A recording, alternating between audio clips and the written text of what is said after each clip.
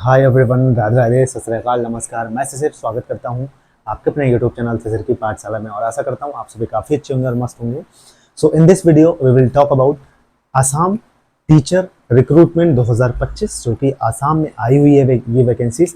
और एक एक प्रोसेस मैं आपको बताऊंगा कि जिसमें ये ऐसी रिक्रूटमेंट है, टीचर के रिक्रूटमेंट जिसमें अपर प्राइमरी और लोअर प्राइमरी की वैकेंसीज हैं, जिसमें आपको क्या करना है, कैसे अप्लाई करना है, क्या है एज क्राइटेरिया, क्या प्रोसेस है सिलेक्शन का। आपको कोई एग्जाम नहीं देना है, सबसे बड़ी चीज़ ये है।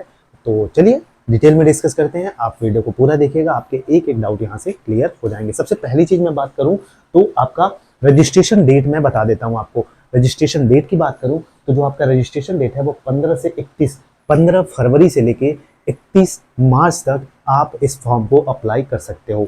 वहीं बात करें दूसरा, दिमाग में आपके डाउट आ रहा होगा कि जो अपीयरिंग कैंडिडेट हैं वो एलिजिबल हैं या नहीं। तो मैं बता दूं कि जो अपीयरिंग कैंडिडेट्स हैं they can not apply for this recruitment. वही बात करें पीआरटी की, इसमें जो पोस्ट है वो 2900 है। कितनी? प्राइमरी की है 2900, मतलब 2900 पोस्ट है। वही बात करें जूनियर की तो 1600, जूनियर की मतलब अपर प्राइमरी की 1600 वैकेंसीज हैं। और आगे बात करें तो इसमें एग्जाम की बात करें तो कोई एग्जाम नहीं होगा इसमें, ठीक है। आपको कोई एग्जाम नहीं देना है। तो कैसे होगा सिलेक्शन, आइए उस पर बात करते हैं। सबसे पहली चीज आपके दिमाग में एक और चीज आ रही होगी कि अदर स्टेट जो है वो अलाउड है या नहीं। तो ये नॉट अलाउड, ठीक। अदर स्टेट वाले इस फॉर्म को नहीं अप्लाई कर सकते, मैं पहले भी बता दे रहा हूँ। बस आसाम के जो लोग हैं वही अप्लाई कर सकते हैं। एज की बात कर लेते हैं तो प्राइमरी के लिए 18 से 40 साल है और अपर प्राइमरी की बात करें तो 18 से 40 साल। मतलब जो एज क्राइटेरिया है, आयु सीमा है, एज लिमिट है वो 18 से 14, 40 साल आपकी प्राइमरी के लिए है और 18 से 40 साल आपकी अपर प्राइमरी के लिए भी है। वहीं बात करें ईएसएम के लिए 42 ईयर्स है। कुछ कैटेगरी को एज रिलैक्सेशन है भाई, ईएसएम वालों को 42 ईयर्स है। ओबीसी और एमओबीसी के लिए 43 ईयर्स है। एससी एसटी के लिए 45 ईयर्स है और पीडब्ल्यूडी के लिए 50 साल है। मैं फिर से रिपीट कर दे रहा हूँ, आपका ईएसएम के लिए 42 ईयर्स है, वहीं ओबीसी और एमओबीसी के लिए 43 ईयर्स है। वहीं बात करें आपका एससी एसटी का 45 साल है और पीडब्ल्यूडी का 50 साल मिला है, ठीक है।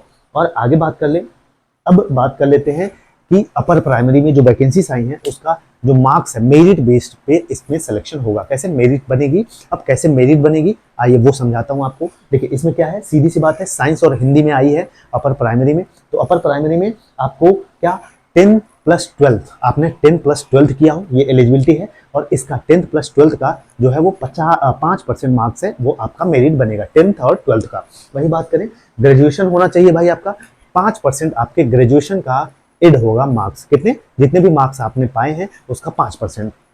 वही बात करें आपका डीएलएड या बीएड दोनों, अगर इसमें बीएड भी मांगा है डीएलएड भी मांगा है तो बीएड या डीएलएड दोनों हो तो इसका भी 5% एड होगा। और एटेट मतलब आसाम टेट आप जो पास हैं या सीटेट जो बच्चे पास हैं वो उसका 80% मार्क्स जुड़ेगा। तो और बाकी अदर चीज़ें जैसे एनसीसी आपने की है या कोई नॉन एसेंशियल चीज़ें हैं जो एजुकेशनल क्वालिफिकेशन में उतना मायने नहीं रखती तो वो भी आपने की है तो उसका 5% मिल जाएगा। तो 5% आपका 10th और 12th का, 5% आपका ग्रेजुएशन का, 5% आपका इसका डीएलएड या बीएड का। वहीं बात करें आसाम टेट का 80% मार्क्स आपको चाहिए, मतलब 80% मार्क्स आपका जुड़ेगा। वहीं 5% नॉन एसेंशियल मतलब एनसीसी या ये सब जो क्वालिफाई हैं इसमें ऐड होगा, ठीक। इस बेसिस पे मेरिट बनेगी तो टोटल 100% बन जाएगा, ठीक। अब बात कर लेते हैं जो लोअर प्राइमरी की आई है। लोअर प्राइमरी की बात करें तो भाई क्लास 12th पास होना चाहिए, 5% क्लास 12th की मार्क्स जुड़ेंगे। डीएलएड का 5% मार्क्स जुड़ेगा। सीटेट का 85% मार्क्स जुड़ेगा। सीटेट या आसाम टेट अगर आप पास हैं तो आपका 85% मार्क्स जुड़ा जाएगा, ठीक है। वहीं बात करें अदर जैसे एनसीसी हो गया 5% जुड़ेगा तो 5% 12th का, 5% डीएलएड का, सीटेट या आसाम टेट 85% और 5% other non essentials like NCC वगैरह में आपने जो भी पाए हैं उसके मार्क्स जोड़े जाएंगे। तो इस बेसिस पर आपकी मेरिट प्रिपेयर की जाएगी, फाइनल मेरिट, तब जाके आपका सिलेक्शन होगा, ठीक है। तो वही बात करें कुछ इंपॉर्टेंट चीजें हैं कि जो मेरिट लिस्ट है वो सेपरेट कैटेगरी, मतलब हर कैटेगरी के लिए अलग अलग मेरिट बनेगी और हर डिस्ट्रिक्ट वाइज जो है वो मेरिट अलग होगी, ठीक। ये ध्यान में रखना है। वही बात करें नॉट मोर देन 2 चाइल्ड, अगर आपके पास 2 से ज्यादा बच्चे हैं तो आप इस फॉर्म को नहीं अप्लाई कर सकते हो जो आसाम के रेसिडेंट हैं, ठीक है। वही बात करें अदर टीचर्स, बिल्कुल जो टीचर्स, ऐसे टीचर जो वहां पे ऑलरेडी काम कर रहे हैं, जॉब कर रहे हैं रेगुलर वे में, वो इस फॉर्म को नहीं अप्लाई कर सकते। अब आइए एसेंशियल डॉक्यूमेंट्स क्या क्या लगने हैं, आइए आपको वो बताता हूँ।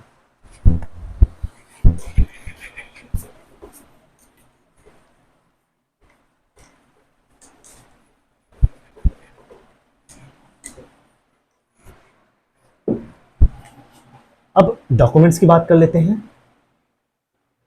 डॉक्यूमेंट्स की बात करें तो भाई वही आपका टेंथ एंड ट्वेल्थ की मार्कशीट।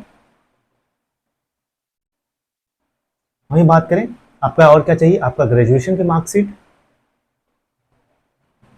आपका डीएलएड या बीएड जो भी आपने किया हो, डिप्लोमा, ठीक।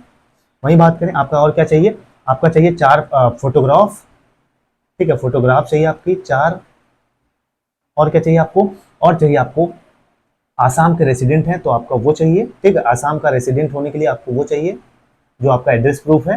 वहीं बात करें आपने सीटेट पास किया है या आसाम टेट पास किया है, ये चाहिए आपको। और क्या चाहिए आपको, ये सारी चीजें हो गई आपका। हाँ, कैटेगरी का, जो कैटेगरी से बिलोंग करते हैं आप, कैटेगरी सर्टिफिकेट, कैटेगरी सर्टिफिकेट चाहिए आपको, ये सारी चीजें चाहिए। बाकी आपका ये सारी चीजें जरूरी हैं, ठीक है। तो ये सब चीजें आपको डॉक्यूमेंट्स जरूरी है, ये सब अपलोड करने पड़ेंगे। तो आप ऑफिशियल वेबसाइट्स पे जाके ये फॉर्म अप्लाई कर सकते हो, बिना एग्जाम दिए आप वहाँ पे टीचर बन सकते हो। तो 2900 और 1600 काफ़ी अच्छी वैकेंसीज हैं, आप जाके जरूर अप्लाई करें। कोई भी दिक्कत हो, कोई भी इशूज लगे तो आप कमेंट में मेंशन करिएगा, मैं आपको जरूर बताऊंगा। बाकी चैनल पे नया है तो चैनल को लाइक से सब्सक्राइब कर लीजिएगा। जय हिंद, जय भारत।